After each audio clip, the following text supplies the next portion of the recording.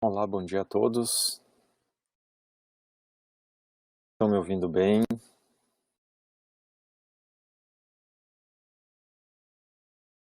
Certo. Legal, então vamos começar. Na aula de hoje nós vamos ver a segunda parte da metodologia de design de interfaces. São 4 etapas. Nós vimos a primeira, que é a análise contextual, e agora nós vamos para a segunda, que é o projeto de interfaces. Então vocês veem, né, uma metodologia de projeto que dentro tem uma fase que se chama projeto, e vocês vão ver que aqui dentro dessa fase ainda também tem partes e tem uma parte que se chama projeto. Dá um pouco de confusão essa questão de nomes, mas é nessa fase, né, nessa fase como um todo, em que a gente desenha a interface conceitualmente e toma as decisões sobre os estilos que a gente vai usar para depois implementar ela. Certo? Então, o que é o projeto de interfaces? Está escrito aqui, ó, sistematização da construção de um protótipo, que vai ser exercitado até a versão final, ou seja, dentro daquele espírito de construção iterativa, né? A gente pode voltar um passo atrás e refazer algumas partes do design. Então, a gente vai ver que já nessa fase, a gente aproveita coisas que foram construídas na fase anterior. A fase anterior é a análise contextual. O que nós tínhamos lá? Tarefas, né? O modelo das tarefas, o modelo do usuário e alguns cenários que permitiam compreender o contexto da comunicação do usuário com o sistema. Bom, então, baseado nessas tarefas que a gente tinha ali, a gente vai procurar agora desenhar uma interface que forneça um suporte adequado para a realização delas. E a primeira coisa que a gente faz é revisar as tarefas de modo a ver problemas nas tarefas atuais e talvez substituí-las por novas tarefas. Fazer uma espécie de refatoração do nosso modelo de tarefas, certo? Quebrando uma em partes, juntando partes, eliminando algumas e substituindo por outras mais eficientes. E aí, feito isso, a gente vai partir desse novo conjunto de tarefas agora para um modelo abstrato da interface. O modelo abstrato da interface está aqui no desenho, né? Ele faz parte do projeto da interface. E também tem o projeto que faz parte do projeto da interface, como eu disse antes, né? As coisas são um pouco quase recursivas aqui, né? Encapsuladas umas nas outras. Então, o que diferencia aqui o modelo abstrato da interface para depois o projeto de fato e um protótipo, que é o que a gente vê na próxima fase, e nesse modelo abstrato eu ainda não instanciei as coisas. Eu já tomei decisões sobre os paradigmas, algumas metáforas, mas, por exemplo, eu não implementei o botão, um campo, uma página, uma tela, eu ainda não implementei isso. Quer dizer, não me custou fazer essa implementação ainda, e eu estou numa fase mais abstrata, onde eu posso mudar mais facilmente as coisas, certo? Então o esquema aqui explica isso. A partir das novas tarefas, a gente vai fazer o projeto, e o projeto envolve gerar um modelo abstrato da interface e depois desenhar. Essa parte aqui é o desenho. E a gente vai tentar ver todas essas etapas hoje de uma maneira compreensível, tá? Bom, então botando no contexto, nós estamos aqui na segunda fase, né? São as nossas 7 questões de concepção. Já respondemos as 3 primeiras. Agora, o que eu quero saber? Quais comandos e ações o usuário pode realizar através da interface? E como esses componentes são apresentados aos usuários? Certo? Então, de novo, tem níveis aqui, né? Quais comandos e ações? O usuário pode abrir, pode fechar, pode escolher, pode entrar, certo? São coisas abstratas ainda. Aí, para responder a questão 5, eu tenho que deixar um pouquinho mais concreto e desenhar de fato assim, bom, eu vou usar um botão desse tamanho numa tela assim, eu vou usar um menu de voz com 5 opções, sendo que a última opção é de voltar para o menu anterior. Essas coisas já vão ser definidas em detalhe de um desenho, né? Um design, um projeto. São todas palavras que nesse contexto a gente usa com o mesmo significado. Ok? Então tem 2 níveis, um pouquinho mais abstrato e um pouquinho mais físico, mas ainda não é implementação. Tá? Depois eu mostro mais um desenho que divide em 4 essas operações aqui para a gente conseguir memorizar um pouco melhor. Primeiro, tem uma discussão sobre essa transição, né, da análise contextual para o projeto de interface. Tem uma transição da primeira para a segunda fase. Então, eu já falei antes um pouquinho, desde a informatização, ali anos 90, onde o boom da informatização aconteceu, depois nos anos 2000 a web, e assim vai, a gente tem isso, né? Os novos sistemas, eles raramente são construídos para fazer as mesmas coisas que o anterior. Então, o que a gente fazia manualmente, quando a gente passou a informatizar, teve que mudar alguns processos. Vamos eliminar um formulário, vamos simplificar uma coisa. Depois passou para a web, simplificou mais coisas. E aí, depois para o móvel, então, em alguns casos aí a gente modifica bastante o fluxo de trabalho que o usuário tinha no sistema anterior, né, dentro do sistema novo. Então, essa é a primeira coisa, revisão das tarefas. Vocês não querem agora fazer um novo design de um aplicativo de lista de tarefas que faz exatamente o que os aplicativos anteriores de lista de tarefas faziam, senão vocês não saíram do lugar. A gente quer melhorar algum ponto e tem que realmente observar o que pode melhorar já nas tarefas. Depois tem o design, que é um pouquinho separado.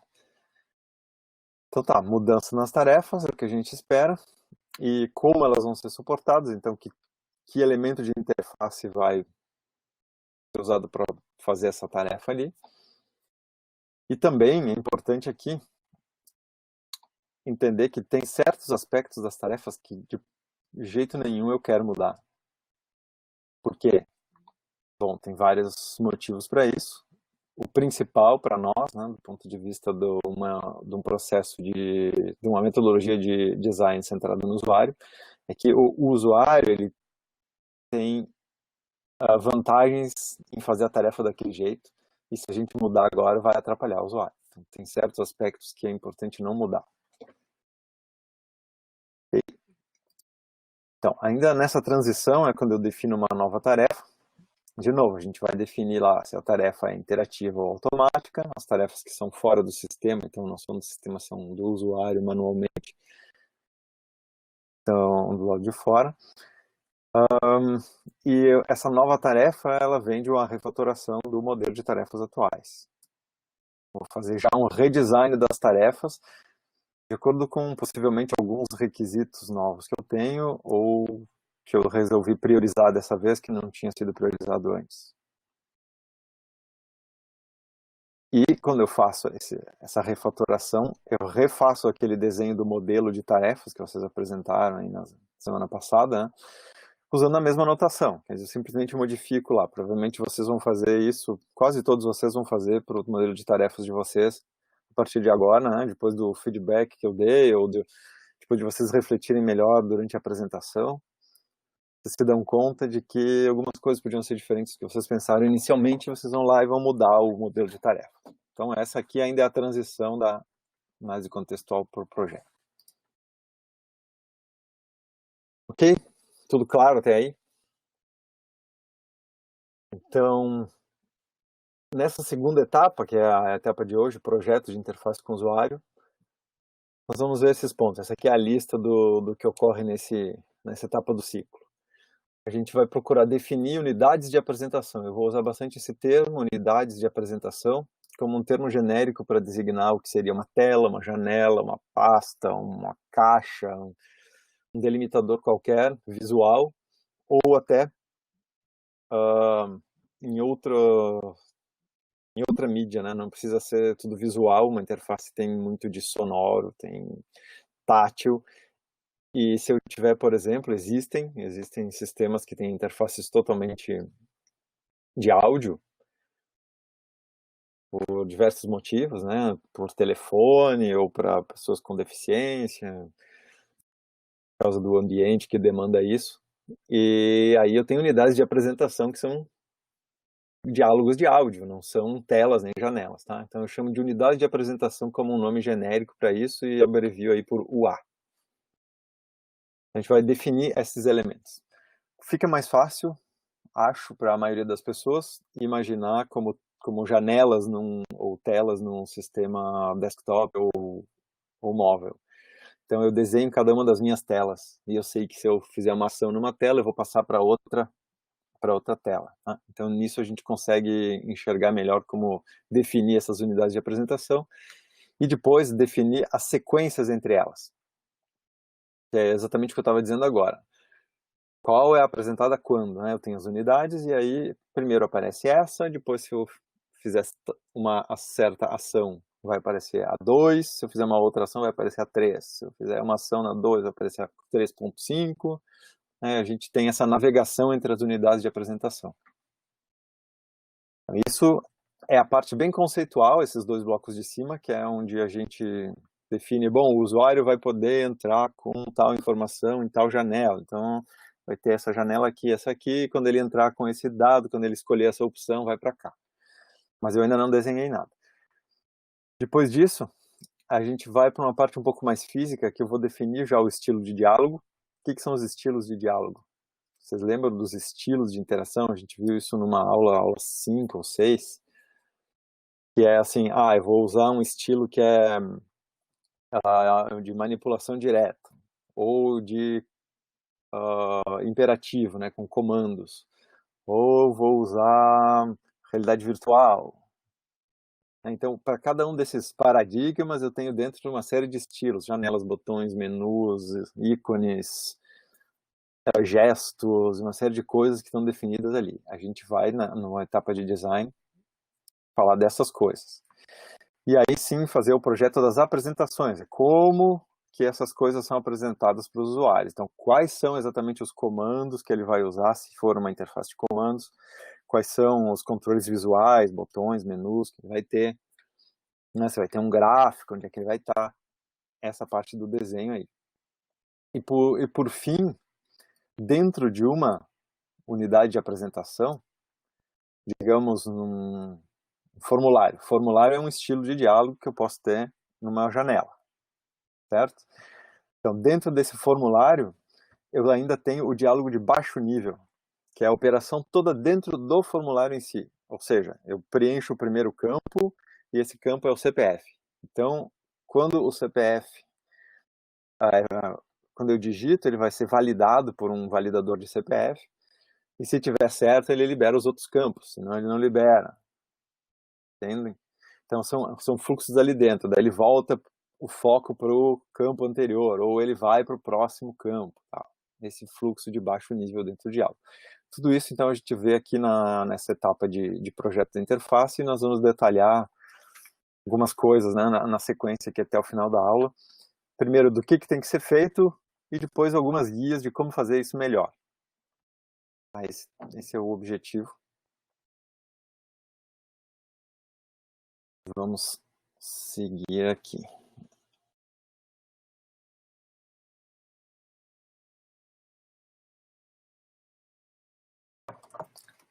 Então aqui agora eu tenho um mapa um pouquinho mais detalhado do projeto, né? As duas elipses aqui são duas etapas dentro do que nós estamos vendo hoje. Hoje nós estamos vendo tudo isso aqui, né? Que é o design da interface, o projeto. E aí ele está quebrado assim, numa parte azul claro, aqui, vamos chamar de azul isso, projeto de diálogo, e nessa outra parte, vou chamar de laranja, a apresentação. Então é uma maneira de dividir a parte do diálogo e da apresentação. E a outra maneira de dividir está aqui dentro, né? Tem o diálogo de alto nível e de baixo nível. Defino as unidades de apresentação e seleciono os estilos. Como elas são duas dimensões, né? É difícil eu fazer as duas classificações e seguir uma hierarquia. Eu vou misturando um pouquinho, mas por isso tem essa figura para a gente entender bem. E cada processo desse, cada bloquinho aqui dentro, ele tem dependências externas. Geralmente, informações que eu já conhecia a priori da análise contextual. Então vocês veem que para eu fazer o projeto de diálogo de alto nível, o que é o diálogo de alto nível? É como é que uma unidade de apresentação, uma tela, transiciona para outra. Para fazer isso eu preciso saber quais são as tarefas. E para definir as unidades de apresentação, então quais são as telas, eu também preciso do modelo de tarefas. É só isso. Se eu tenho modelo de tarefas, eu consigo definir essas coisas aqui. Agora, depois que eu definir as unidades de apresentação, tem uma parte aqui embaixo que já é mais física, que é selecionar os estilos e objetos de interação, né? Os botões, a cor, o desenho, o tamanho.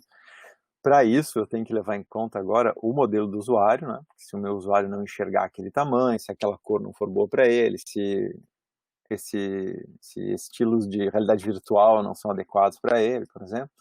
Então, eu preciso levar em conta. E aqui também eu tenho que levar em conta recomendações e normas ergonômicas.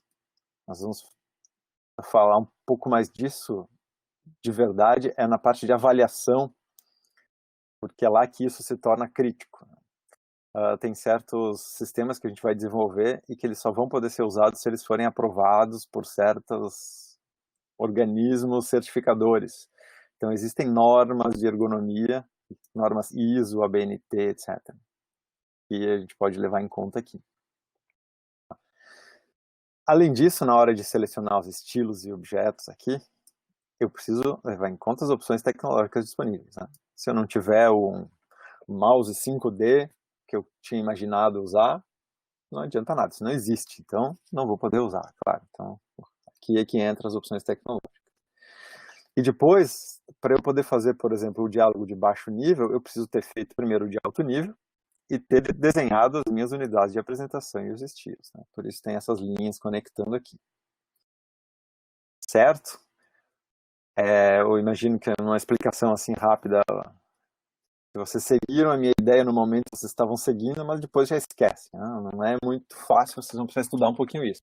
Aqui eu coloquei um delimitador em verde para dizer que aquilo que eu chamei no desenho anterior de modelo abstrato da interface, ele está aqui nessas partes. Tá? E o projeto em si, ele está nessa parte dos estilos. Isso aqui é mais físico, o resto todo é abstrato. É ainda independente da implementação, da plataforma e tal. Pois aqui, quando eu seleciono os estilos dos objetos, eu já estou um pouco mais me vinculando no que eu vou implementar, não tenho mais como escapar de definir coisas ali. Tá? Então, vocês têm os slides já no Moodle, se vocês quiserem assim, deixar aberto.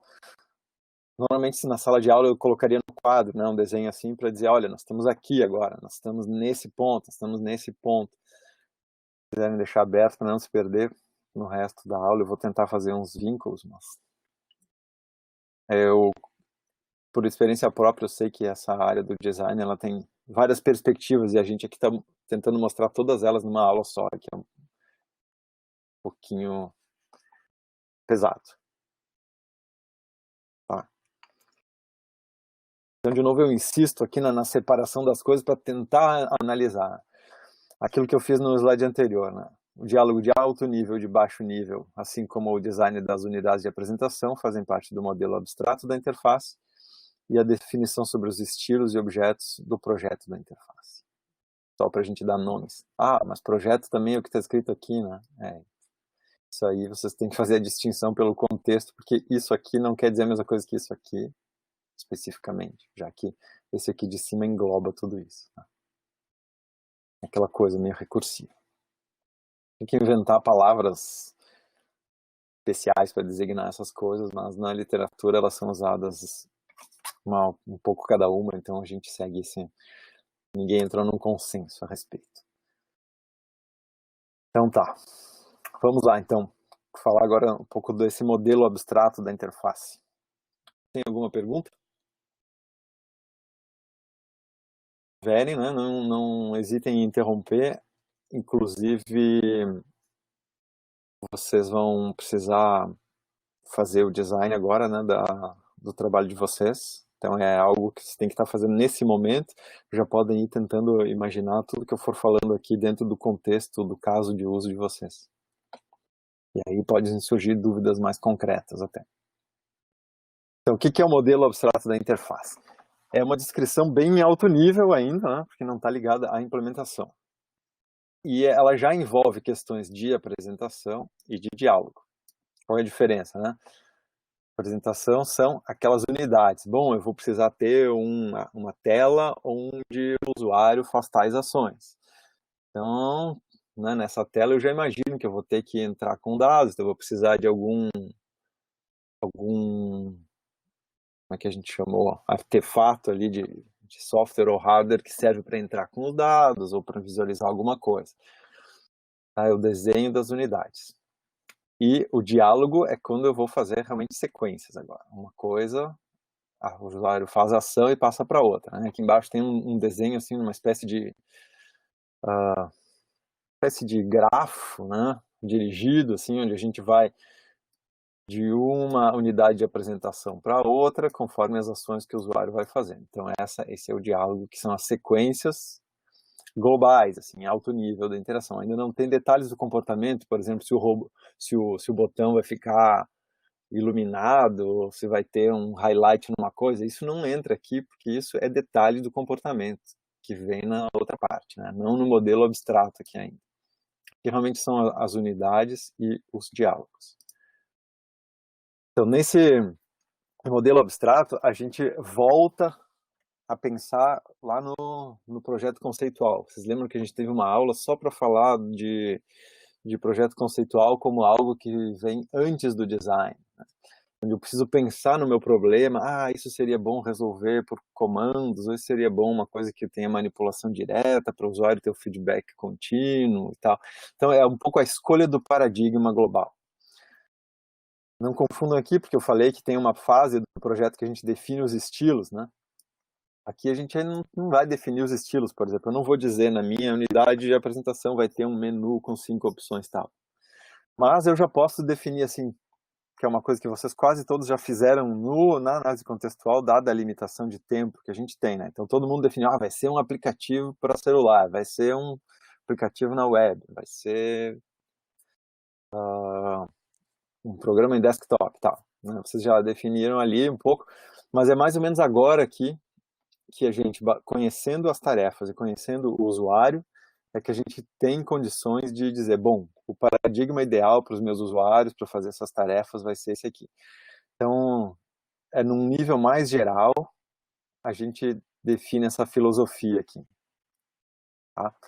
Então, nas figuras aqui vocês estão vendo 3 exemplos, né? Um que seria o paradigma de comandos, outro é manipulação direta em 2D com janelas, né?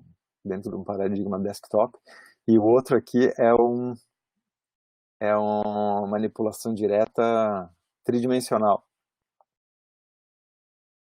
Vocês estão vendo que aqui eu tô o exemplo, vamos pegar o exemplo dessa última figura aqui, é um jogo de xadrez. Aí eu pergunto para vocês, dá para implementar, vou colocar até uma pool para vocês responderem, dá para implementar um jogo de xadrez pela linha de comando? Respondam aí o que vocês acham.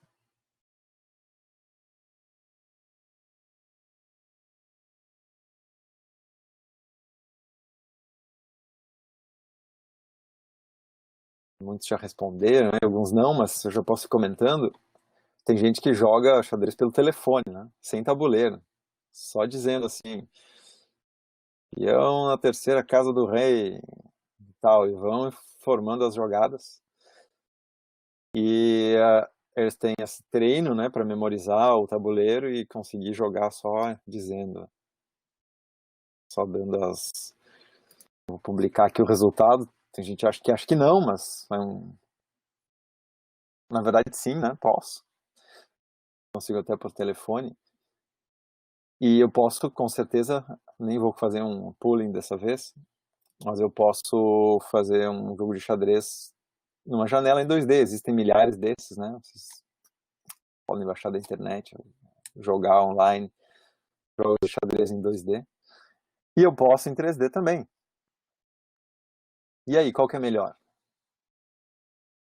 Dá para saber isso? Né? Depende muito de quem são meus usuários. Depende muito do contexto. Se ele quiser jogar xadrez deitado na rede, na praia, talvez essa aqui de manipulação em 3D não seja muito simples de ele usar lá. Então ele vai usar outra coisa, uma coisa numa tela de toque.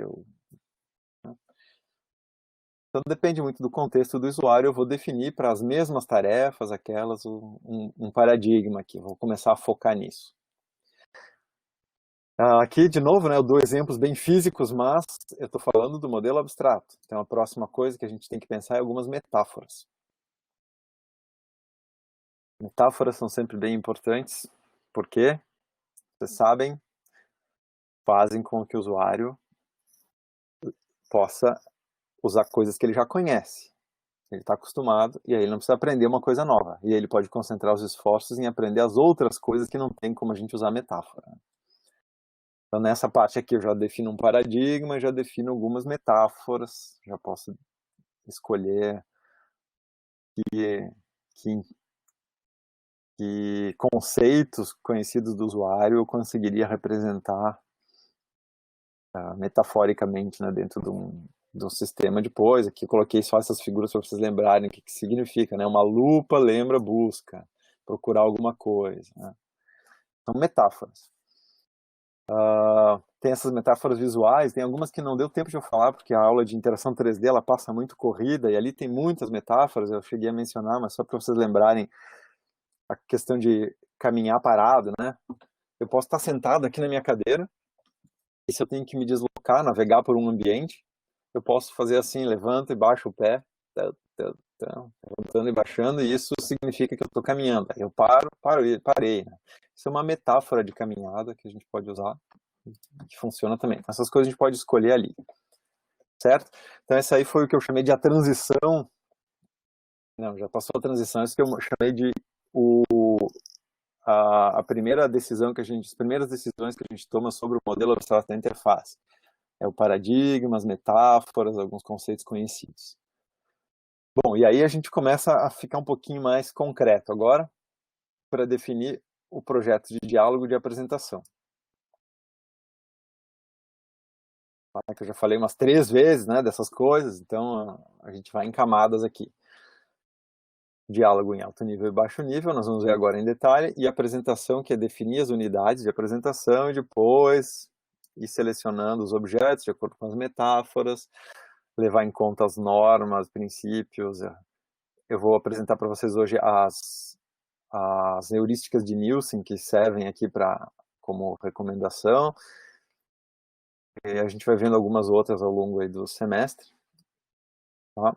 Então vamos entrar agora na parte de realmente fazer o projeto, começando pelo projeto do diálogo. Então, o projeto do diálogo visa especificar os comandos do usuário, as técnicas, aquelas que a gente definiu, né?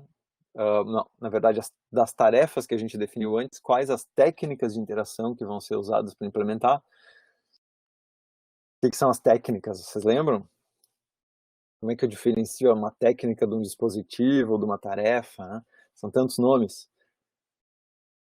Então, se eu usar mouse, que é um dispositivo, para fazer uma tarefa, que é selecionar um objeto, que técnica eu uso? Eu posso usar a técnica de mover o cursor até em cima do objeto e clicar. Essa é a técnica que eu estou usando. Ou eu posso usar a técnica vou fazer um desenho aqui para demonstrar isso. Não sei se aparece para vocês enquanto eu estou desenhando, né? Mas eu cliquei um ponto e arrastei. Quando eu clico e arrasto, eu estou fazendo uma seleção também, estou selecionando tudo que está dentro. Então, eu estou usando uma outra técnica, apesar de estar fazendo a mesma tarefa, que é selecionar, usando o mesmo dispositivo que é o mouse. Então, as técnicas são essas coisas que a gente escolhe aqui. E também o tipo de resposta, né, o feedback que a unidade de apresentação vai dar. E as sequências de comandos, né, a ordem em que eles vão ser feitos. Todas essas características dinâmicas, onde a gente já prevê quais as iniciativas do usuário e quais as do sistema. Então, o sistema pisca uma coisa, o usuário vai lá e clica. O sistema mostra opções, o usuário vai lá e escolhe uma. Né? Essas coisas vão aparecer aqui no projeto de diálogo. Tá, isso aqui eu já falei, segue o modelo de tarefas. Então, primeira coisa concreta aqui é fazer o diálogo de alto nível, que é a transição entre as unidades de apresentação. Tem uma mensagem de alguns problemas de conectividade aqui, mas eu acho que continuamos conectados bem. Continua, se eu notar que dá algum problema, a gente volta. Então, o diálogo de alto nível é aqui, ó, inter-UAS, né? Quer dizer, transição de uma unidade de apresentação para outra. E geralmente isso é disparado por eventos. Estão vendo aqui nesse desenho, as elipses, elas representam cada unidade de apresentação. Então, eu poderia, né, tem gente que faz direto assim, desenha a tela. Então, essa unidade de apresentação, se eu fizer num aplicativo móvel, eu poderia já desenhar a tela assim, dizer, aqui tem uma barra, aqui tem essas opções, aqui do lado tem botões, tal. Né, já podia fazer assim o desenho direto aqui, mas está codificado. O A1 é essa aqui. O A2 é uma outra, que é assim, tal, ela tem o desenho. Isso é o desenho das UAs que a gente vê num outro momento. Mas aqui é a sequência. Então, na UA1, tem três eventos que o usuário pode disparar. Se ele disparar o evento 1, o que vai acontecer é mostrar a unidade 2. Se ele disparar o evento 2, vai para a unidade 3. Se ele disparar o evento 3, vai para a unidade 4. Tá?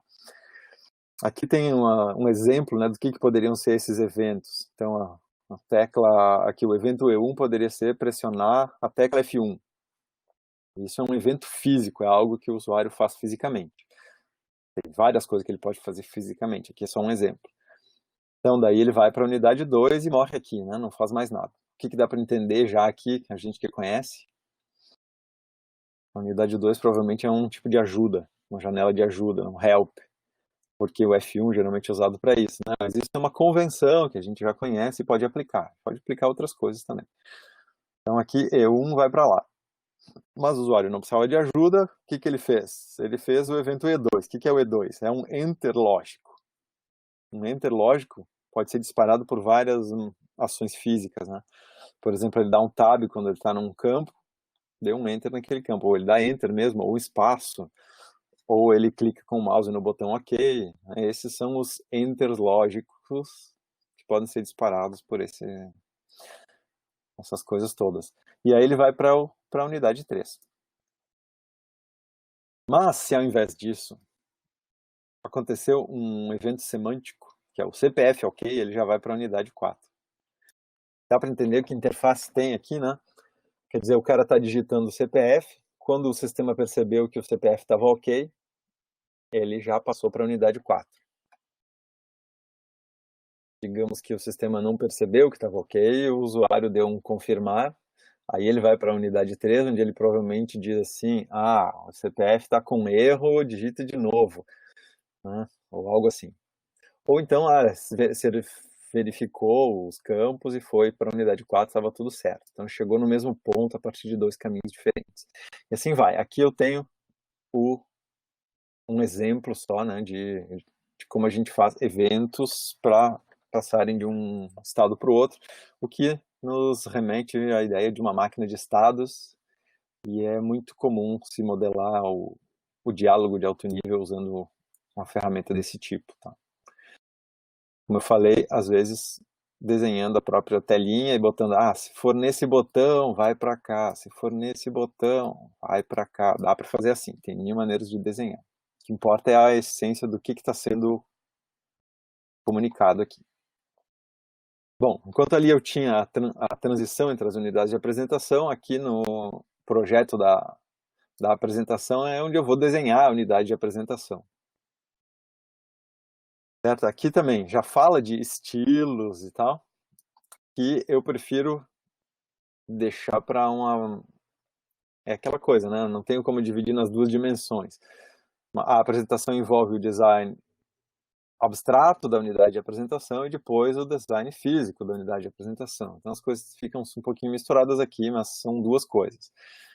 Quer dizer, eu vou desenhar as minhas telas, eu vou escolher o que eu vou colocar nelas, vai ter lá caixas de texto, vai ter botões, deixando nessa fase aqui ainda como uma coisa mais abstrata. São botões, são caixas de texto, mas eu ainda não defini se a caixa de texto tem sombreamento, se ela tem as bordas arredondadas e tal. Coisas mais físicas eu deixo para depois. Aqui é que a gente aplica as heurísticas. As heurísticas eu vou falar um pouquinho mais adiante, daqui uns 4, 5 slides. Heurísticas de projeto, mas também a gente pode aplicar guias de estilo. Vocês viram lá quando a gente fez as aulas de interação para dispositivos móveis, eu passei com um material adicional, espero que vocês tenham visto, as guias de estilo lá do Android e do iOS, as guidelines para como fazer os botões, como fazer a opção de deletar, como fazer a opção de selecionar numa lista no iOS, por exemplo. Cada um tem as suas guias, que também a gente pode seguir. Aí tem as normas, recomendações, normas ISO, certificações, etc. Tem, às vezes, sistemas do governo. O governo é muito necessário que ele especifique certas normas quando ele contrata, né, desenvolvedores, contrata uma empresa para desenvolver um projeto. E então ele define normas como regras gerais que têm que ser seguidas no mínimo para aquilo. Para todas as áreas, né? Uma empresa, uma empreiteira vai fazer uma ponte, tem lá normas que ela vai ter que seguir, vai fazer um elevador, tem certas normas, a altura dos botões, etc. E para sistemas de hardware e software também. Eu passo lá no Moodle alguns links para você sobre essas coisas. Um deles que eu me lembro é um site do estado de Nova York sobre... Vocês imaginem que o estado de Nova York tem uma regulamentação específica para design de interfaces, experiência do usuário, quando ele contrata coisas, né? E se as empresas querem se certificar para poder fornecer serviços para eles. Em geral, no mundo inteiro tem vários desses. Então é isso que a gente tem que seguir aqui. Tá? No projeto da apresentação tem que observar essas coisas. E depois tem aquelas características da unidade de apresentação que a gente vai ter que escolher, né? Como é que é o layout, o que eu coloco em cima, o que eu coloco embaixo. Daí a gente tem informações na literatura da psicologia, da percepção. O usuário percebe melhor se as legendas forem embaixo do filme do que se ela for no topo da tela, né? Vocês já se deram conta disso, que os filmes têm legenda sempre embaixo. Por quê? Tem uma explicação? Bom, tem várias explicações. A gente às vezes não se pergunta, mas tem. Então, são essas coisas aqui, né? E aí, talvez vocês fiquem um pouquinho decepcionados com isso, mas na aula aqui eu não ensino essas coisas, não está no nosso escopo dizer assim, faça um layout sempre colocando a figura para esse lado, botando para aquele lado, porque essas coisas não são estáveis. Conceitualmente a gente não pode falar muito disso, isso fica mais na área do design e isso evolui com a moda, né, também. Então o que a gente vê aqui é nessa hora que vocês se preocupam com essas coisas, e aí vocês têm que buscar maneiras de tomar essas decisões aí. Então eu vou dar uns exemplinhos aqui de um projeto de apresentação, seguindo informações do modelo de tarefas, tá? São exemplos bem simples. Vocês veem aqui, seleção.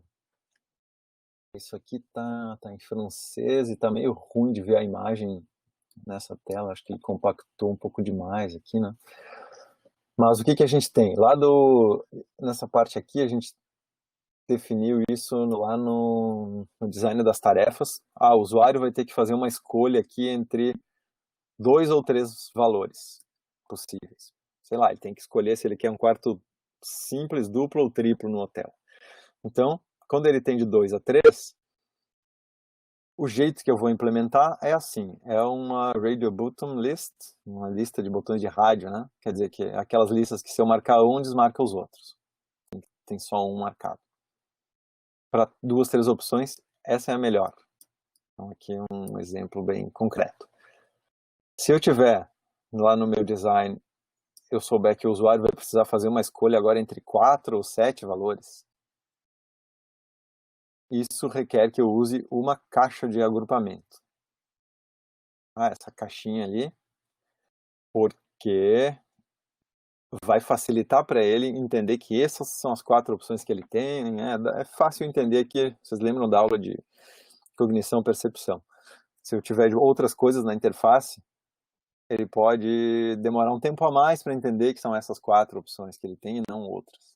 Então, uma caixa de agrupamento ajuda. Se eu tiver de 8 a 50 opções agora, bom, aí não faz sentido eu colocar todos esses botões de rádio que vão me ocupar um espação na tela. Então eu vou usar uma lista com scroll igual essa aqui. Tá? E agora, se eu tiver de 50 até milhares, né, que está no infinito, digamos, dezenas de milhares de opções, eu vou ter que fazer scroll toda a vida aqui, né, se eu usar essa de cima. Então, tem também uns botões adicionais para fazer um scroll mais rápido e tal. Pular de 10 em 10, 100 em 100, 1000 em 1000. Isso é uma sugestão. Você certamente tem outras aqui para me sugerir agora. Aqui tem um exemplo mais moderno que eu poderia usar, que é num celular.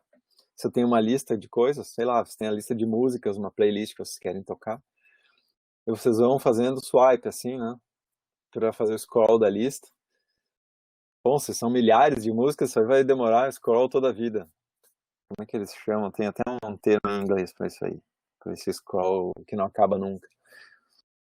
E aí, essas listas, elas têm também um botãozinho do lado alfabético que a gente pode pular para uma letra, né? Tem umas ajudas assim. Se vocês nunca viram isso, experimentem observar em outros, tá? Isso aqui é só um exemplo. O que eu quero comunicar aqui é que lá no modelo de tarefas, vocês têm definições sobre o que o usuário tem que fazer, né? Diz quais são as tarefas. E conforme a tarefa, existe uma escolha que é a melhor para implementar aquilo. E é isso que tem que ser feito nesse momento aqui. Como é que vocês sabem? Eu não estou dizendo todos para vocês. Daí vocês voltam aqui no slide anterior, né? Vocês vão usar as heurísticas de projeto, guias de estilo, normas, são essas coisas que vão guiar vocês nessa escolha aqui. Claro que vocês também podem usar a experiência anterior. Todos nós somos usuários e sabemos o que os sistemas usam em geral, e eles, por sua vez, a gente espera, tenham levado em conta todos esses critérios ali, que eu acabei de falar agora, normas, recomendações, heurísticas. Então a gente faz muito isso, né? Imita o que a gente conhece. Às vezes é uma armadilha também. Imitar o que a gente conhece, a gente fica preso naquele mínimo local ali. Você tem que pensar fora da caixa. Bom, mais um exemplo. Aqui tem um desenho de uma tarefa. Esses exemplos aqui, a gente tem eles faz um tempo, nesses slides, que são meio esquisitos, tá?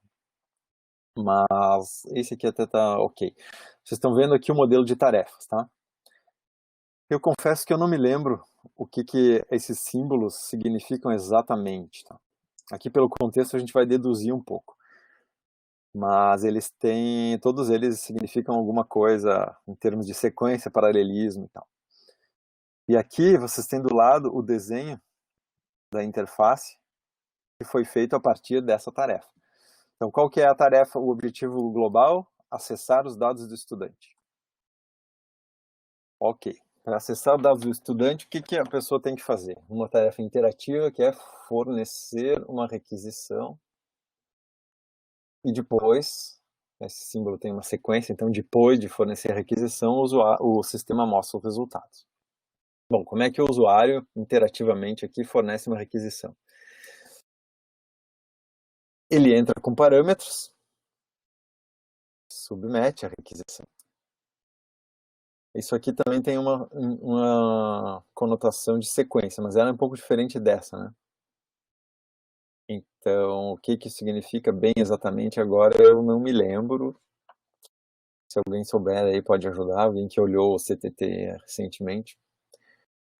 Mas outra coisa que eu vi aqui de esquisito é que eu teria colocado uma nuvenzinha aqui, né, nesse nível aqui ainda, porque nesse nível ele vai quebrar em coisas, então ele teria que ficar uma nuvenzinha. Tá. Mas isso não perde a generalidade, porque a gente quer ver aqui. Entrar parâmetros, de novo, seria uma nuvenzinha. Como é que ele entra com parâmetros? Os parâmetros que ele pode entrar são nome e departamento. Só que aqui tem uma concorrência, né? Ou uma alternativa. Ele pode fazer tanto um quanto o outro, quanto os dois. Então, entrar parâmetros significa que ele tem esses dois campos sempre disponíveis para ele, e ele vai digitar o que ele quiser, ou o nome, ou o departamento, ou os dois. Aqui, inclusive, tem um asterisco ali, né, uma chave na string, que isso não está representado aqui, poderia estar. E depois que ele entrou os parâmetros, ele tem que submeter a requisição. Aqui, o projetista acabou implementando como um botão submeter. Mas vocês podem imaginar que ele também possa submeter dando Enter. Ou ele pode submeter dizendo ok, vai em frente, e o sistema escuta e vai.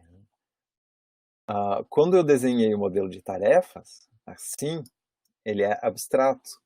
Ele não define se vai ter um botão, ele não define se vai ser Enter ou se vai ser por voz. Tá? Então, quando vocês fizerem as tarefas, refizerem as tarefas, lembrem disso. Na hora de implementar, eu tomo novas decisões, que essas são as decisões de design. E eu resolvi que essa requisição vai ser submetida com um botão. Ele nem tem uma letra sublinhada para dizer que eu tenho um atalho para isso. Poderia ter. Né? São decisões que o projetista fez. Tá? E aí o sistema mostra os resultados, ele tem uma lista de resultados que ele mostra aqui, depois que a requisição é fornecida e confirmada. Deu para entender aí? Claro que você se deparar com coisas bem mais complicadas do que essa tarefa,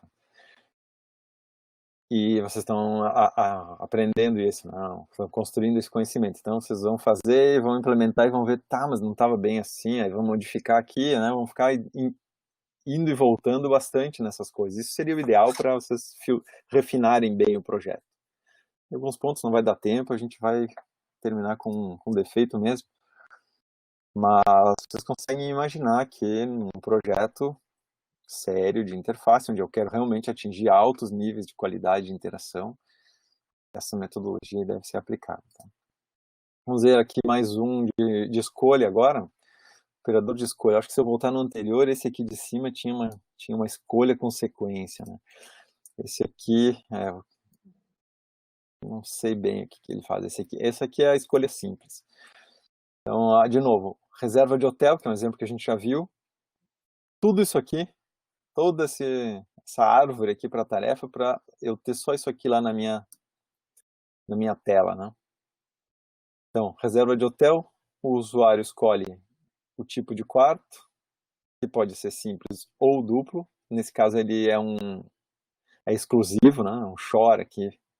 Ele não pode escolher os dois, ele tem que escolher um ou o outro, que é diferente do anterior.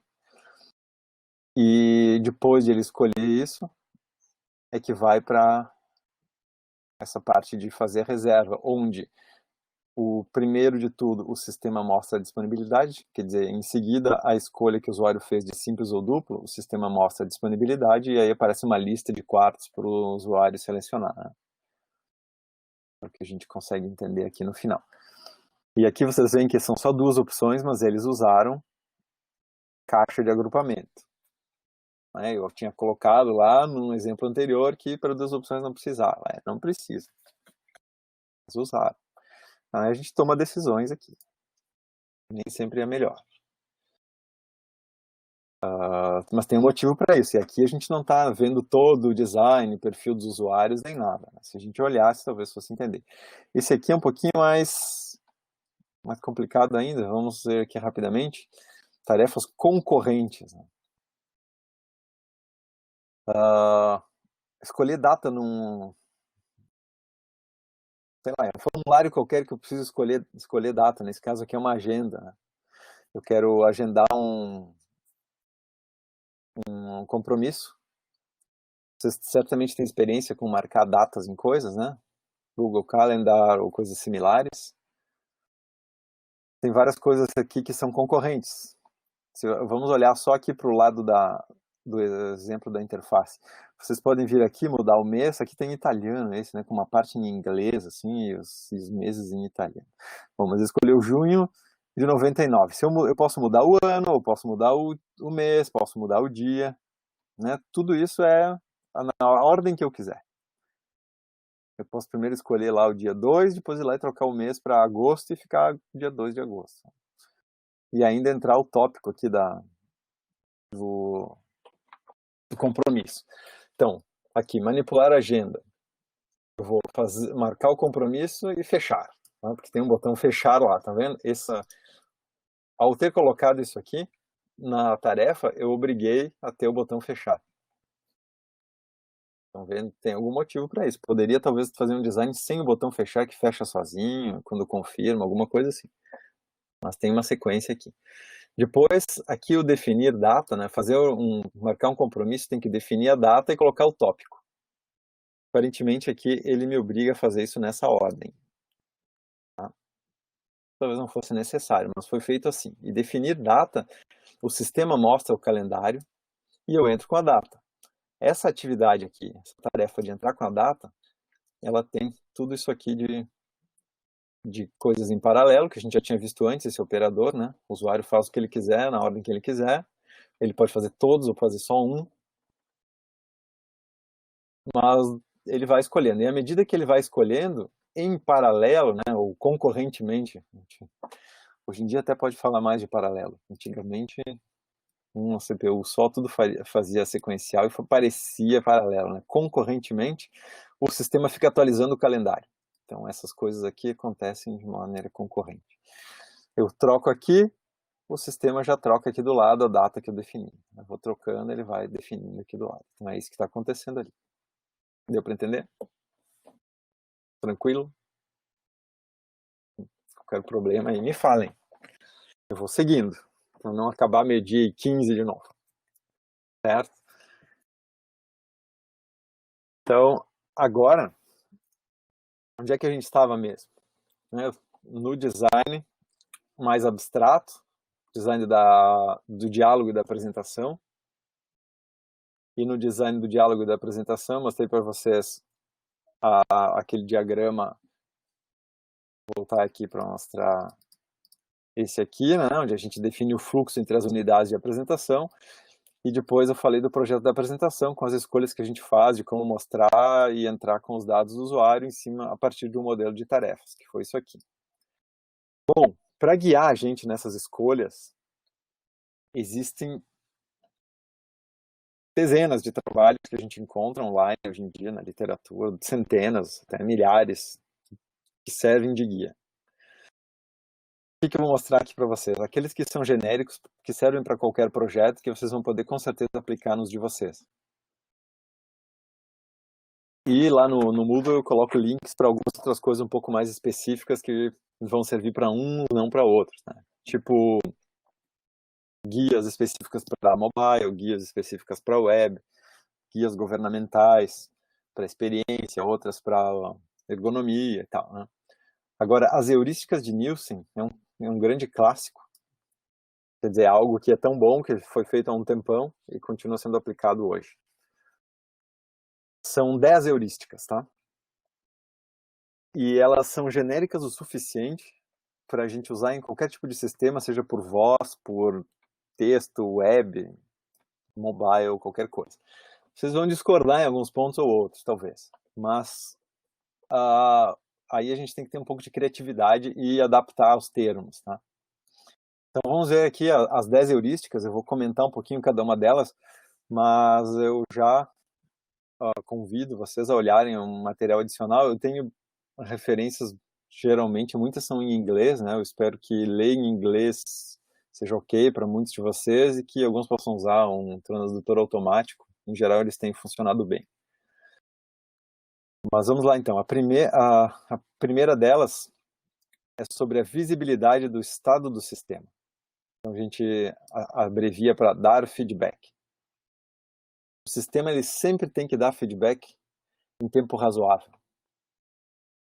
O usuário não pode fazer uma ação e não entender o que o sistema está fazendo, se travou, se só está processando ou se não pegou a entrada que ele deu. O usuário tem que saber o que está acontecendo num tempo razoável. Então dá para passar um instante de tempo que a gente sabe, ele precisa um tempo para processar. Mas tem que ser razoável. Então depende do caso isso, né? Às vezes tem que ser imediato, às vezes pode demorar um segundo ou dois. Mas se não, eu tenho que colocar em no máximo um segundo tem que aparecer uma barra de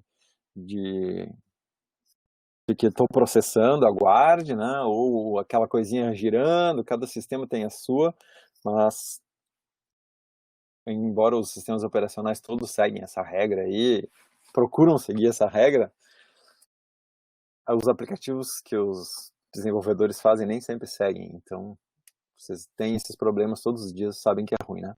Feedback tem que ser dado em tempo razoável. A regra de ouro é que o usuário tem que ser mantido informado do que está ocorrendo. Então aqui estou dando em forma de perguntas, né? Que é o que vocês têm que fazer quando vocês vão avaliar usando essas perguntas. Aqui eu estou mais apresentando a heurística em si, né? Então não é muito questão de usar pergunta, mas assim, bom, se eu fizer a interface desse jeito, é fornecido feedback em tempo razoável? O usuário vai ser mantido informado do que está acontecendo? Ah, não, eu esqueci de colocar lá uma barra de status para dizer que o sistema está abrindo o arquivo e o arquivo é muito grande, então está demorando. Tá? Ou se é uma coisa na rede, né? Sempre tem o tempo da rede e eu tenho que imaginar que às vezes ele não é tão demorado e precisa ter um aviso. Mas é isso, tá? Todo sistema tem que garantir o tempo todo a visibilidade. Segundo, já falou até desse tipo de coisa antes, linguagem familiar ao usuário. Quer dizer que tem que ser compatível o vocabulário do sistema e o do usuário visado, né? Quer dizer, o usuário é um contador, então o contador está acostumado com os termos dele lá, de juro composto, de depreciação, algumas coisas assim, que talvez até o desenvolvedor não esteja, mas ele vai ter que buscar o vocabulário certo para esse usuário. Não posso usar o meu vocabulário de nerd, né? Ontem era o Dia Mundial dos Nerds. Se vocês não se deram conta, era ontem. Então eu não posso usar lá, zipar o arquivo, tal, talvez o usuário não entenda isso. Então tem que usar algo que o usuário entenda. Geralmente tem que usar uma linguagem muito simples e direta. Isso vale no caso geral. E depois, palavras e conceitos que são familiares ao usuário. Vir com uma frase virada de cabeça para baixo, assim, tipo frase de Yoda, assim. Guardar, quero você, esse arquivo, não fica bem, tá? Tem que usar frases que o usuário entende. Vamos lá. Próxima. Vocês vão ver depois que a gente lê as heurísticas que todas elas são bem óbvias, mas muitas delas a gente esquece de aplicar, né? Algumas não são tão óbvias também. Controle explícito do usuário significa que o usuário tem que ter a possibilidade de abandonar qualquer estado indesejado. Ah, quantas vezes essa heurística é violada, né? Estão lá e aquela coisa, fica aquela tela, e vocês não sabem o que está fazendo e não conseguem sair dela.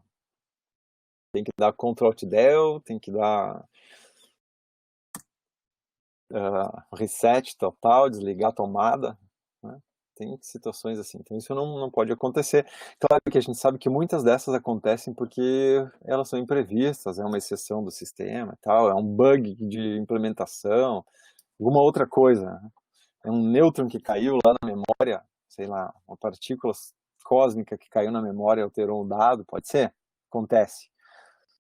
Mas muitas vezes não é isso. Muitas vezes a gente vai para uma tela em que ele começa a, por exemplo, carregar um arquivo, só que os arquivos em geral têm 10 MB e aquele ali tinha 10 GB.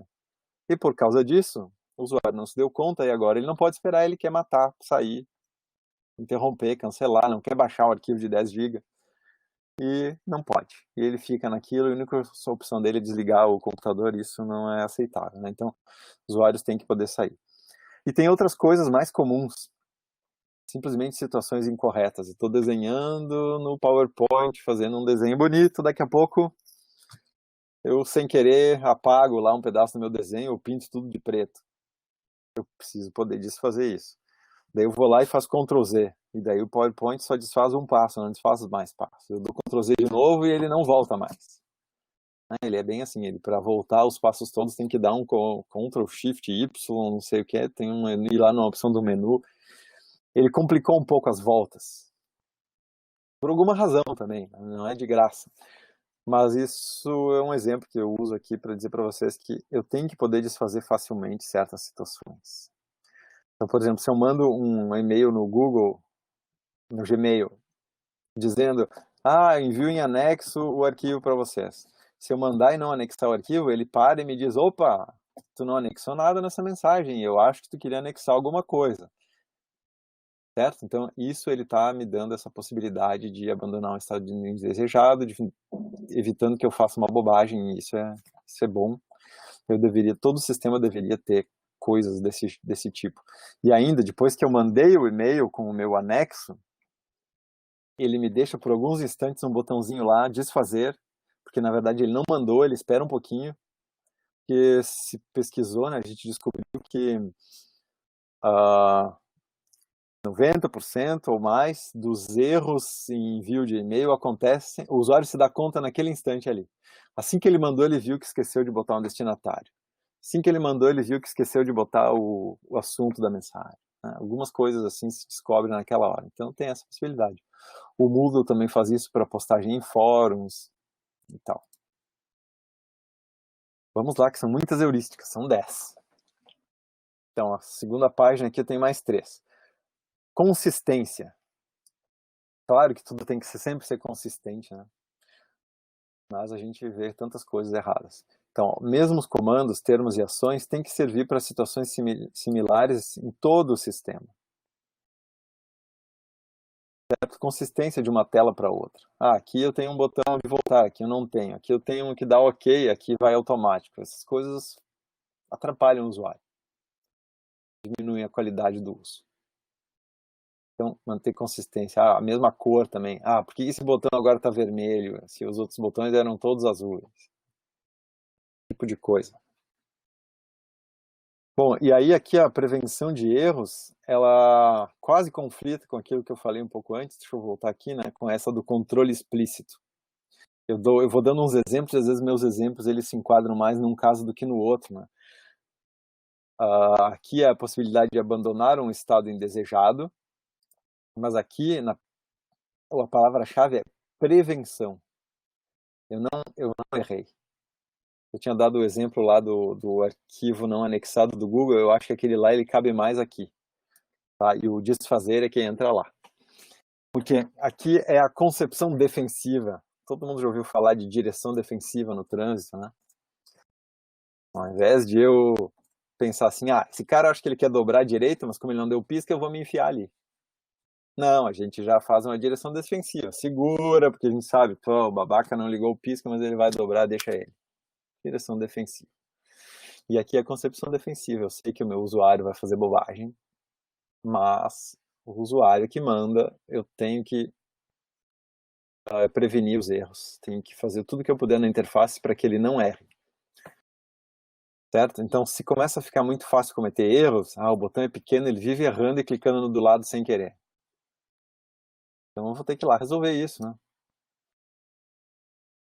Então, aqui a prevenção de erros diz respeito a isso. Memorização mínima. Nós falamos disso lá na parte de cognição-percepção. Né? Reconhecer é melhor que lembrar. Essa era a palavra-chave, ela está representada aqui nessa heurística. Claro que o usuário precisa aprender alguma coisa na vida, né? E lembrar, conseguir memorizar essas. Mas se ele puder chegar e reconhecer várias coisas sem ter que lembrar, sobra espaço para ele poder lembrar de algumas que são importantes. Então, manter os objetos, ações e opções visíveis facilita para o usuário. Se eu esconder uma opção, onde é que estava? Estava em qual aba? Estava em qual tab? O que eu faço agora? Eu fico procurando, né? Onde é que está? Como é que eu faço para botar em negrito agora que não estão aparecendo? A barra de botões não apareceu. Então, deixa a barra de botões aparecendo para eu poder ver as minhas opções que eu me lembro que ela estava ali. Eu me lembro que ela estava ali, mas se eu não me lembro da tecla de atalho, eu preciso olhar para os botões para poder clicar, né? Então, tudo que eu puder deixar facilmente encontrável para o usuário, visível e facilmente encontrável, é melhor.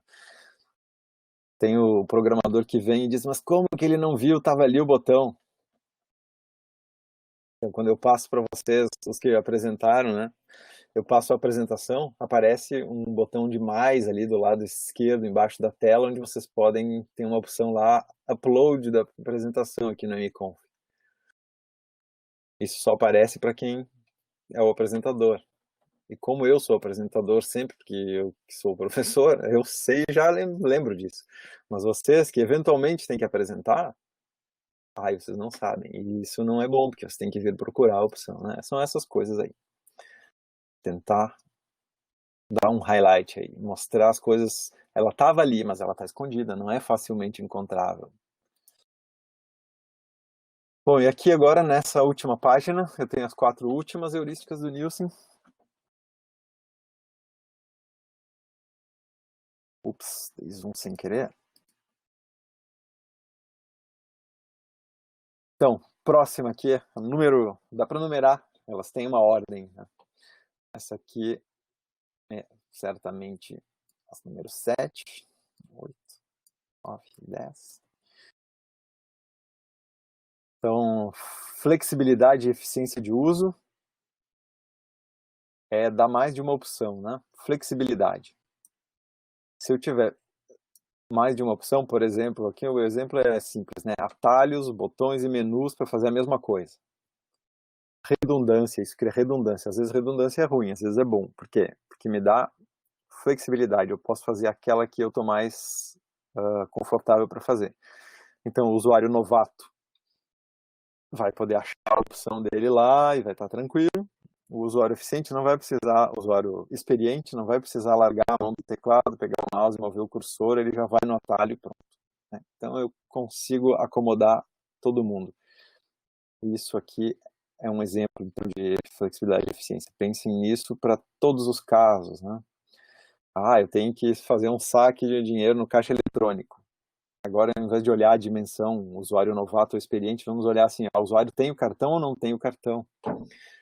Tem que ter essa flexibilidade. Se o usuário tem o cartão, então eu posso facilitar para ele algumas coisas. Se ele não tem, eu ainda vou dar a possibilidade de ele fazer a tarefa. Só que, claro, eu vou ter que fazer checagens adicionais. Então, tá, vou perder em eficiência, mas eu ganhei em flexibilidade e eu tenho que manter as duas aí. Concepção minimalista também é uma que nós já conversamos. Sempre ter o mínimo de coisas ajuda, né? Porque o foco fica mais claramente posicionado naquilo que é importante. Se eu colocar muita coisa, o usuário perde o foco. Então eu tenho que remover informação irrelevante. Isso é fácil, né? O que é irrelevante, para que eu vou botar ali? Então isso é unanimidade. Agora tem aquela raramente necessária. Alguém pode argumentar que não, essa aqui tem que estar ali sempre. Essa aqui, o outro vai dizer, não, isso aí eu só uso uma vez por semana. A gente tem que conseguir entender para cada um dos nossos usuários o que é realmente necessário para ele, relevante e tal, e fazer a concepção minimalista. Colocar só o mínimo necessário e não deixar de fora coisas importantes. Tá? Mas sempre se fazer essa pergunta, posso remover alguma coisa daqui? E se eu removesse isso aqui? Tentar fazer essas hipóteses e considerar isso no design. Boas mensagens de erro. Bom, eu falei de prevenir erros, falei de poder voltar atrás, né? Mas vocês lembram lá no primeiro dia de aula que eu mostrei umas mensagens de erro com códigos que não resolvem o problema do usuário, que não dão nenhuma oportunidade de ele solucionar, né? Mensagens do tipo, deu erro no endereço hexadecimal tal da memória. Então isso aí não adianta nada, as mensagens têm que estar em texto claro. Sem dizer código erro 440. Não, 404, né? O erro da página não encontrada. Tem códigos de erro que a gente, né, o nosso grupo aqui, pessoal da computação, acaba decorando uns códigos de erro, por exemplo, para deu erro no DNS, é um erro, se deu erro na cache, é outro erro, a gente conhece essas coisas. O usuário não sabe nada disso, ele sabe outras coisas, tem que dar para ele em texto claro. Indicar o problema e sugerir possibilidades de correção. Muito poucos sistemas fazem isso de sugerir possibilidades de correção. Muitas vezes é por arrogância dos programadores. o usuário fez bobagem, a culpa é dele, dane-se. Não é assim que a gente tem que pensar, né? Tem que ser defensivo também aqui, procurar instruir direitinho. É assim que o usuário vai amar o sistema e vai botar o tempo dele, o dinheiro dele ali. Já falei para vocês, cada vez eu conheço mais alunos que têm aplicativo na loja de aplicativos e que ganham dinheiro com isso. É uma renda passiva, é uma coisa muito boa. Simplesmente porque ele fez um aplicativo que ele é tão bom, simples, fácil de usar, e é grátis. Tem lá um ad, né? Tem publicidade. Mas como ele é grátis, as pessoas baixam, porque ele é grátis. E aí, se ele cativar a pessoa, né, ele segue essas normas todas aqui e por isso é agradável para o usuário usa e ao usar, ele vê propagandas e ao ver propagandas, o programador ganha dinheiro. Então vem lá, 100 e poucos, 200 e poucos dólares por mês. E isso aí eu conheço casos concretos, alunos nossos aí, alunos de outras universidades que eu co-oriento também. E, bom, eu só falei disso porque é a prova de que vale a pena tentar fazer de tudo para cativar o usuário. E o último, então, a ajuda e documentação. Talvez esse seja o mais controverso de todos, principalmente entre os desenvolvedores. Porque muita gente prefere não seguir ajuda, né? Prefere ir lá no Google e fazer uma busca como fazer tal coisa do que consultar ajuda. Geralmente porque ajuda em forma de um manual que é difícil e chato. Então o problema é o tipo da ajuda que é dada e não que a ajuda é ruim. A ajuda é bom. Tem casos típicos que é essencial. Por exemplo, um formulário ele deveria ter para cada campo uma ajuda. A ajuda teria que ser discreta, não atrapalhar muito, ser facilmente acessível, né? Seguir todas as outras heurísticas. Mas está ali para quando o usuário precisa. Se o campo é assim, nome e sobrenome, é muito simples. Mas se o campo for grau de instrução e for um campo livre, ou profissão for um campo livre, o usuário vai pensar, tá, mas eu sou professor, mas na verdade eu tenho uma empresa e eu dou aula só uma parte do tempo. O que eu coloco aqui, né? Então aí teria que ter uma ajuda. A ajuda vai dizer assim, qual é o trabalho que compõe a maior parte da sua renda. Ah, tá, daí fica mais claro para a pessoa responder. Tá, então no formulário tem isso. Mas tem muitos outros casos. Ajuda, documentação, tem que ter aquele jeito, discreto e na hora que precisa. Bom, agora, vocês têm alguma dúvida, perguntas aí sobre as heurísticas?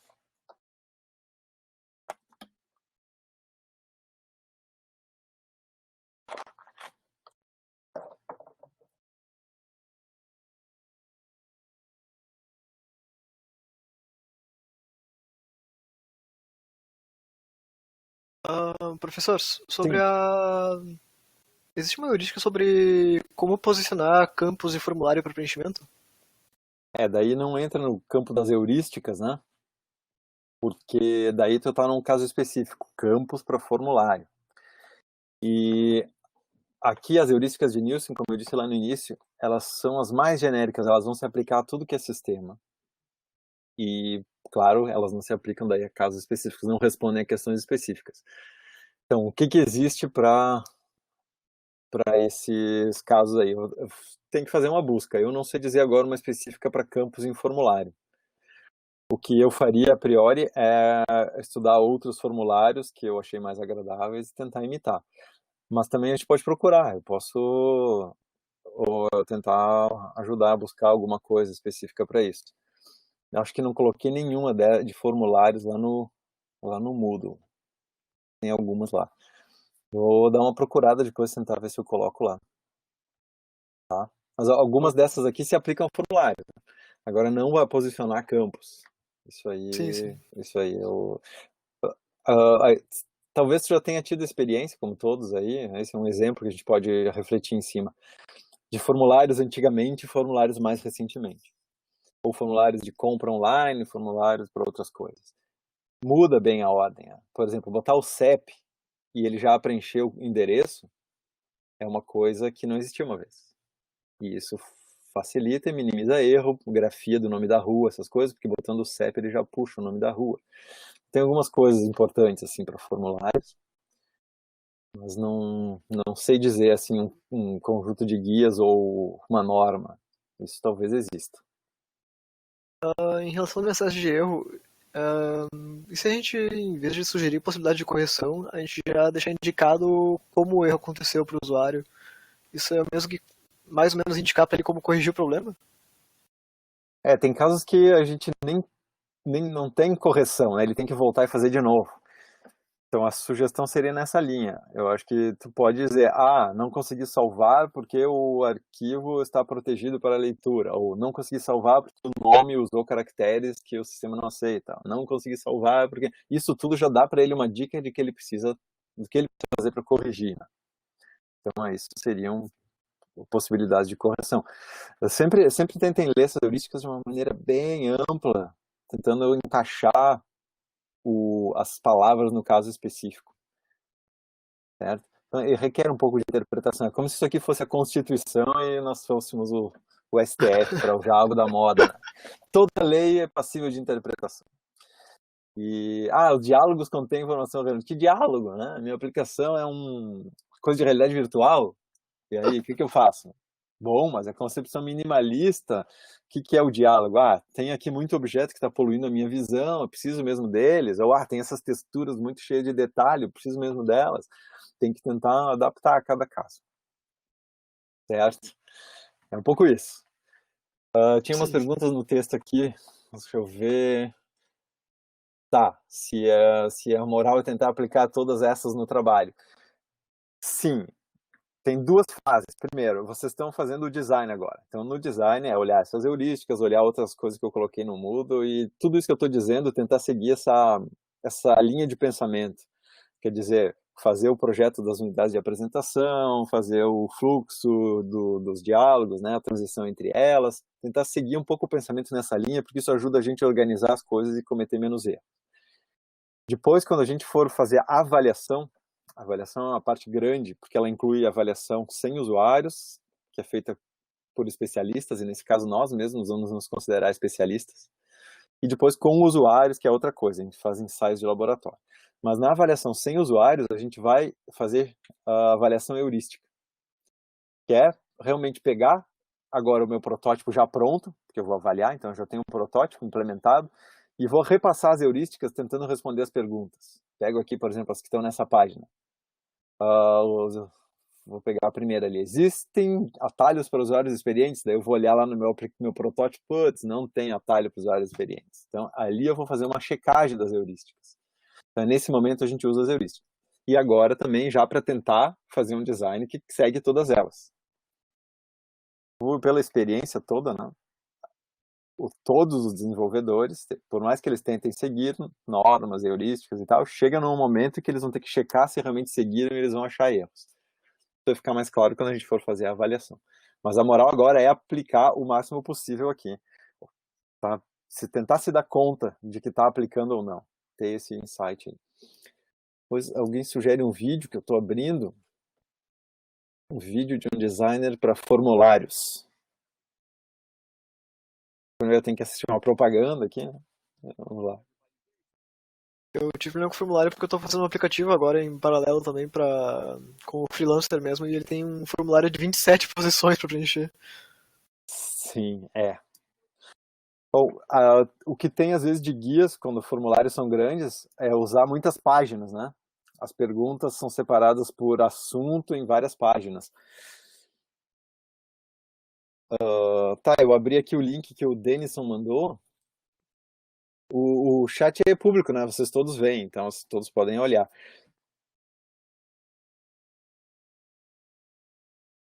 E ele sugere então isso de páginas? É isso?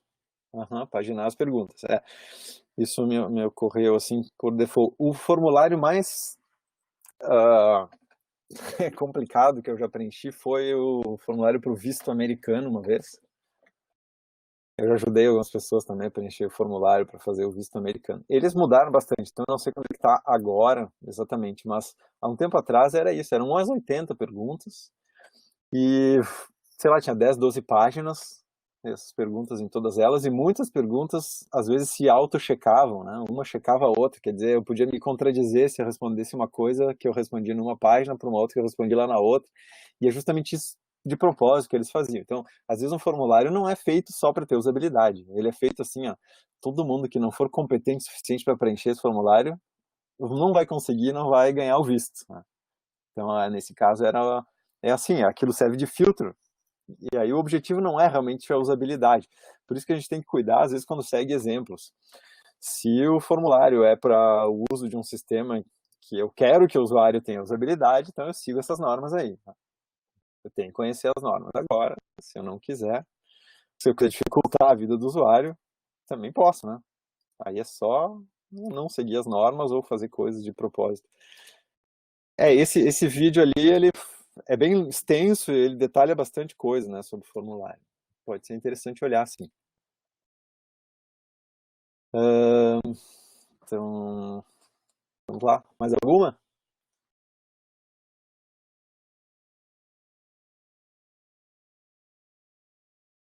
Podemos ir adiante aqui. Eu tenho mais um monte de slides, mas agora eu vou só passar rapidamente, porque isso é coisa que eu quero que vocês pensem depois, tá?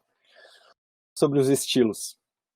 Então, depois que a gente desenha de uma maneira mais abstrata essa interface, definindo a partir das tarefas, o que eu quero em cada tela, o que o usuário faz em cada tela, vocês veem que o que o usuário faz em cada tela não é move o cursor em cima do botão arredondado vermelho e clica, né? Não é nesse nível de detalhe. Aqui ele decide qual tipo de quarto ele quer, aqui ele decide se ele quer o mais barato ou mais caro, aqui ele escolhe se ele quer com sacada ou sem sacada. É assim, nesse nível. E agora eu vou ter uma parte final do design que eu vou começar a instanciar as coisas. Então, realmente definir os estilos que eu vou usar. E aí os estilos eu exemplifico aqui, né? O que a gente chama aqui de design físico, como menus, atalhos, preenchimento de formulários, linguagem de comando, questão-resposta, né? Vocês veem que aqui são os estilos falando assim em quase como paradigmas, né? Mas não são bem paradigmas todos eles, mas são grandes grupos de coisas relacionadas. E claro que tem alguns paradigmas que usam vários desses, que é uma das coisas que eu queria mostrar aqui. Ó. Em geral, vários estilos coexistem numa mesma interface. Por exemplo, aqui eu vou marcar, ó, no Windows eu tenho menus, teclas de atalho, formulários, tenho questão-resposta, né, que são aqueles diálogos, e tenho manipulação direta, tudo isso num mesmo. Então eu não posso dizer que cada um deles é um paradigma, mas em alguns paradigmas eu agrupo eles. Já a realidade virtual eu posso até dizer que é um paradigma. Mas aí vocês vão ver que em realidade virtual eu tenho manipulação direta. Né? Então são estilos aqui, é bem abrangente, é um termo que serve para todas essas coisas. E agora eu tenho alguns exemplos que eu não preciso, em alto nível eu não preciso, né? Por exemplo, se eu disser aqui, menu, sexo detalhe, tudo isso aqui vocês conhecem. Tá? E agora eu vou detalhar alguns deles. Aí vocês vão dizer, para que se isso aqui, menu, eu já conheço? É porque tem detalhes dentro dos estilos. No caso dos menus, vocês veem, esse aí é um menu Apple antigo, né? O Apple ainda tinha a maçãzinha colorida. Vocês estão vendo aqui no menu ferramentas, tools, aparece um pull down, né? E tem essas linhas que dividem por grupo. Vocês veem que em cada grupo não tem mais do que 5 elementos, né? As regras de ouro, aquelas.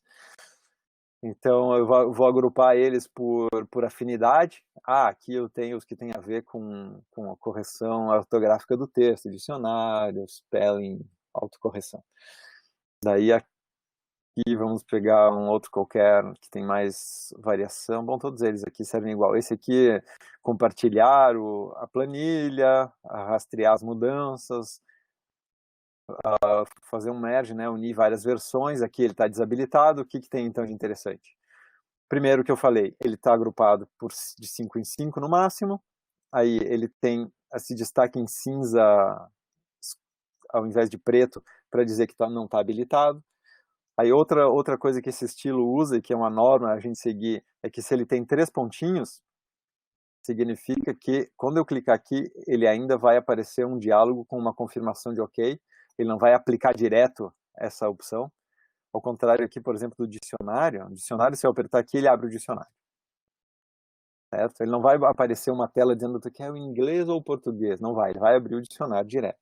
Já aqui no Flag for Follow-up, vai abrir uma tela para eu escolher coisas. E esses que tem uma seta, ele vai abrir um outro pull-down do lado, né, um submenu. Então, esses são normas, são conhecidas já por nós, que somos usuários de computador nativos, né, a gente já usa há muito tempo. Para alguns usuários talvez não seja, mas eles vão ter que se acostumar com essas normas e isso vai ajudar eles a ter um padrão a seguir. E assim vai acontecer para todos, né? O meu outro exemplo aqui já é um exemplo em Windows, sei lá, Windows 95, isso aqui, Windows 98.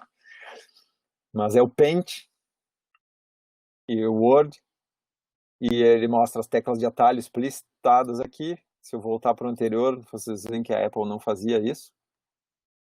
Aqui o Windows ele já fazia para cada opção, como por exemplo colar era o Ctrl V, e ele segue as outras também, as linhas para separar no máximo 5 itens, como a da Apple fazia.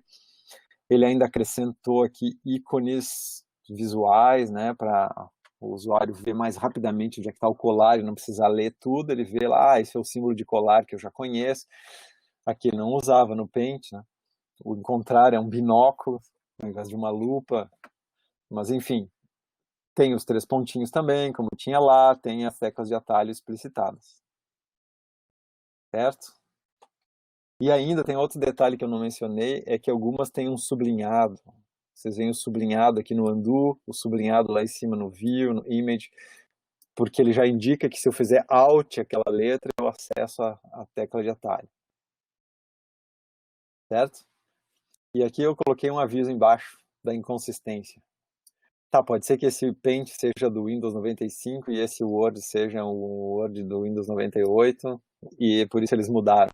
Mas eu acho que não. Aqui tem uma inconsistência que é a do Select All, tá? Que é o Ctrl L, e aqui o Select All é um Ctrl A. Vocês veem que isso cria uma confusão para os usuários que estão acostumados a uma coisa ou outra, que a gente tem que evitar.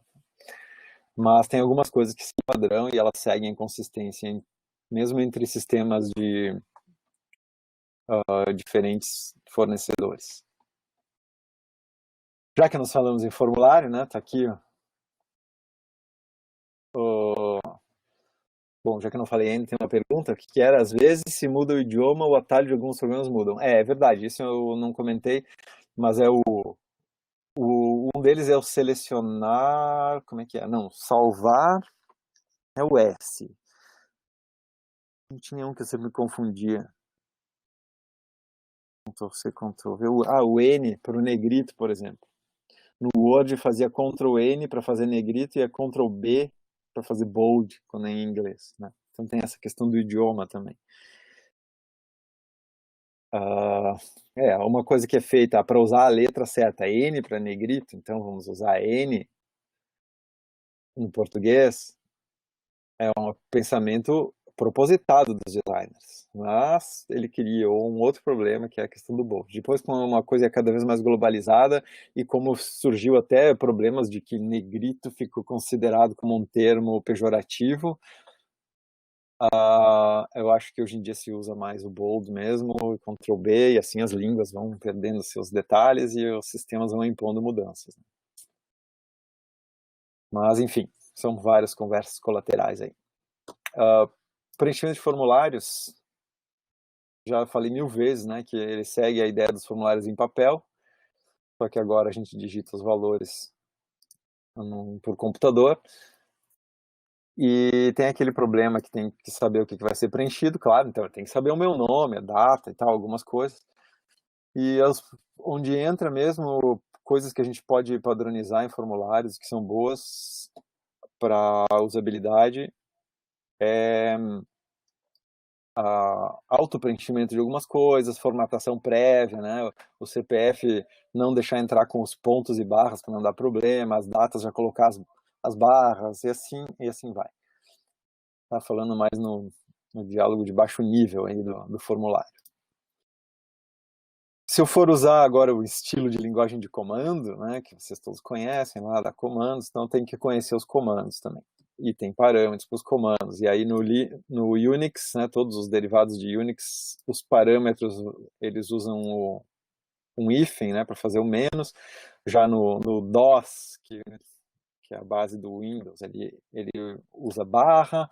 Tem umas inconsistências entre um e outro, mas dentro deles eles usam a mesma coisa, são coisas bem parecidas. Vou passar rapidamente aqui, questão-resposta. É quando eu tenho essa comunicação por diálogo de ida e volta com o sistema, né? Ele me faz uma pergunta, eu respondo de uma forma, aí ele me faz outra, responde de outra forma. Outro estilo que a gente pode adotar. Depois tinha algumas coisas para mobile, aqui eu mostrei umas mais visuais. Por exemplo, usar esses painéis assim de botões com ícones. Isso aqui é o mesmo aplicativo de várias formas, tá? Não sei se vocês conseguem ver, talvez baixando lá do Moodle dá para ver melhor. Se eu der zoom aqui não melhora muita coisa. Mas são as mesmas opções. Aqui tem Tasks, Emergency, Travel, e aí vocês veem as mesmas aqui desse lado. Então, são opções para começar. Eu posso fazer meu aplicativo assim, ou eu posso fazer assim. Qual a vantagem assim? É bem grande, eu não erro os botões, tem as cores, os desenhos são bem grandes. Aqui, qual é a vantagem? É que eu tenho espaço para colocar o segundo nível do lado. Então, eu selecionei Tasks e aparece aqui todas as tasks, porque eu posso escolher, né? Aqui, agora é um outro tipo, em que eu só mostro um nível por vez. Eu só mostro esse nível aqui, ou podia ser só esse aqui, alargando ele para cá, né? E quando eu seleciono tasks, aí ele me mostra grande todas as tasks. E ainda dá para usar essa outra, assim que abre no meio, né? Então eu tô lá ali não é tasks, é basics. Eu tô não, ali é tasks, basics, não, aqui o I e o C parece um K, mas na verdade é basics, não é tasks. Aqui então, onde está o Basics, aí tem as opções, e quando eu escolho uma, ele abre. Aqui tá. Não sei, não me lembro mais o que era isso aqui, esse aplicativo. Acho que era uma coisa de línguas, né? Então aqui está em francês, s'il te plaît e s'il vous plaît, que são as duas maneiras de dizer por favor, uma para pessoas próximas e outra para uma linguagem mais mais formal e menos formal, digamos. E aí posso clicar num botão para ele falar, tá? Isso abriu ali no meio. É diferente do que eu abrir uma nova, né? Então são alguns estilos que eu estou exemplificando para vocês. Aqui tem um outro com as datas que eu posso abrir, assim, os compromissos quando eu estou numa data, né? Hoje, e daí abre o compromisso. Se eu clicar aqui em amanhã, daí ele abre ali no meio. Isso também é diferente de eu dar ênfase na data. Terça-feira, segunda-feira, dia 5, dia 6. Eu botei hoje, amanhã. E aí o dia tá pequenininho aqui do lado. E assim vai. Aqui tem uma paleta com dezenas de coisas, mostrar gráficos, ícones. Esses aqui eu acho interessante se eu tenho um fluxo, né, a cumprir. Então, eu já fiz essa etapa e estou aguardando essas etapas, né? Como quando eu estou esperando uma entrega ou quando estou circulando um processo dentro da universidade, a gente tem que circular processos que têm que ser aprovados por várias instâncias. É bom saber onde ele já passou, onde ele está. E tem esses diversos estilos que vocês certamente acham muitos na internet. A internet é fonte de tudo hoje. E nas guidelines dos fabricantes de sistemas operacionais. E aí vocês têm que fazer a escolha conforme os usuários e as tarefas de vocês, tá? Mas são esses os estilos. Aqui tem esses com mobile que dá para usar a câmera.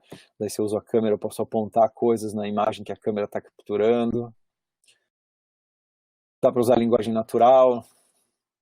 E tem todos aqueles problemas que a gente já conversou. Pode ser imprevisível. Para humanos isso funciona bem, e para humanos e computadores a gente ainda está em adaptação para isso, né? Mas é um outro estilo. Manipulação direta nós também teve uma aula sobre isso já, eu só coloquei aqui porque a sequência natural do design é vocês agora desenharem a interface baseado nesses estilos. Tá? Então eu só vou passar rapidamente aqui alguns deles. Aqui também quando eu faço manipulação direta dá para usar esses controles virtuais em 2D, bem comuns, dá para usar eles em 3D também, que são esses sliders, botões com ícones, né? Essas listas que eu posso esconder e mostrar, então essa aqui de alignment agora está aberta, as outras estão fechadas, eu posso abrir uma outra, tá? E rolar isso aqui, são paletas de formatação que todos vocês conhecem dos sistemas, isso são estilos que a gente escolhe, tá? Até chegar aqui em coisas como realidade virtual, onde eu posso usar gestos, som junto com a imagem e tal. Isso aqui é uma foto que eu tirei durante o Portas Abertas da URGS ano passado. Esse ano, então, com a epidemia aí, provavelmente não vai ter, né? Já não teve, normalmente é em maio. E aí uma demo que a gente apresentou, só experimentando. Com isso eu termino a aula de hoje,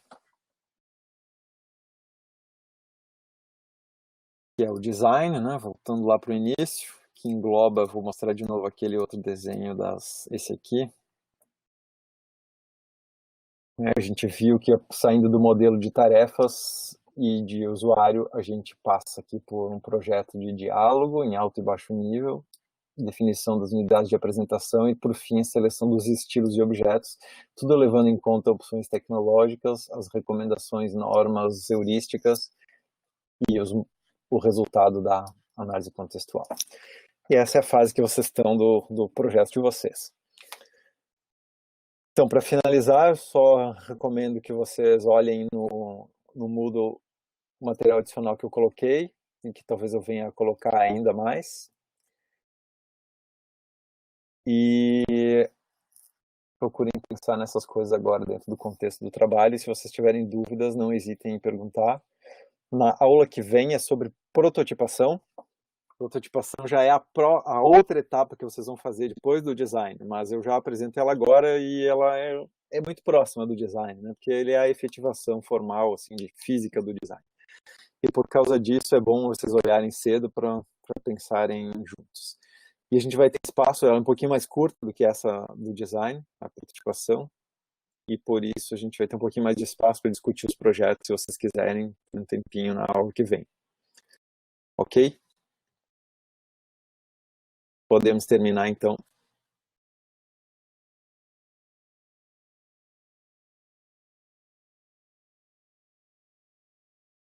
Tudo certo. Então, até quinta-feira.